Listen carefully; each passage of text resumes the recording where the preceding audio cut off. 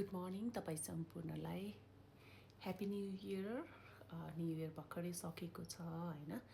अनि तपाईँहरूको 2025 चाहिँ कस्तो रह्यो त? अनि अब 2026को लागि के प्लानहरू गर्नुभएको छ कि अब जे हुन्छ त्यसरी नै चल्छ भन्नुभएको छ कि अब कस्तो हुन्छ भनेपछि कोही मान्छेको बानी हुन्छ नि, म यो इयरमा चाहिँ यो कामहरू गर्छु भनिरहेको हुन्छ, अनि त्यो सक्सेस भएन भने चाहिँ फेरि नेक्स्ट इयरको लागि म यो इयर मेरो यो सक्सेस भएको छैन, यो कुराहरू सक्सेस भयो फेरि यसलाई म कन्टिन्यू गर्छु भनेर प्लानहरू गर्ने गरिरहेको हुन्छ नि त होइन। तपाईँहरूले चाहिँ कस्तो गर्नुभएको छ?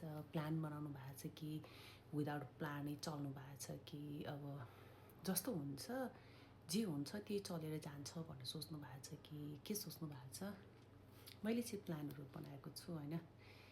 अब 2025मा के प्लानहरू सक्सेस भएन, के प्लानहरू सक्सेस भयो त्यसलाई चाहिँ कट आउट गर्दै फेरि त्यहाँबाट अब यो कुराहरूलाई चाहिँ फोकस गर्नुपर्छ